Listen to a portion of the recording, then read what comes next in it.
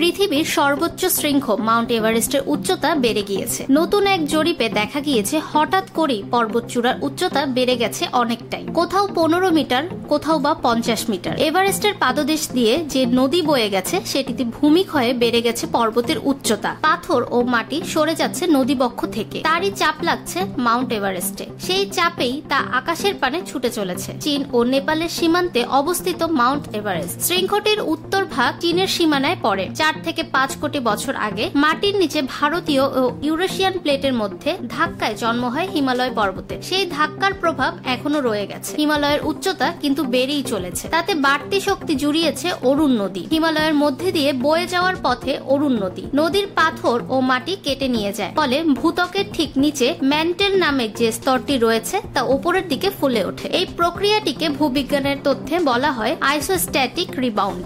Everest ও সেটির কাছাকাছি অঞ্চলের অন্যান্য পর্বতশৃঙ্গগুলো একই কারণে উপরের দিকে উঠে যাচ্ছে। এভারেস্ট ছাড়াও বাড়ছে বিশ্বের চতুর্থ সর্বোচ্চ শৃঙ্গ লুৎসে এবং পঞ্চম সর্বোচ্চ শৃঙ্গ মাকালুর উচ্চতাও। জিপিএস যন্ত্র ব্যবহার করে গবেষকরা এভাবে উচ্চতা বৃদ্ধির প্রমাণ পেয়েছেন।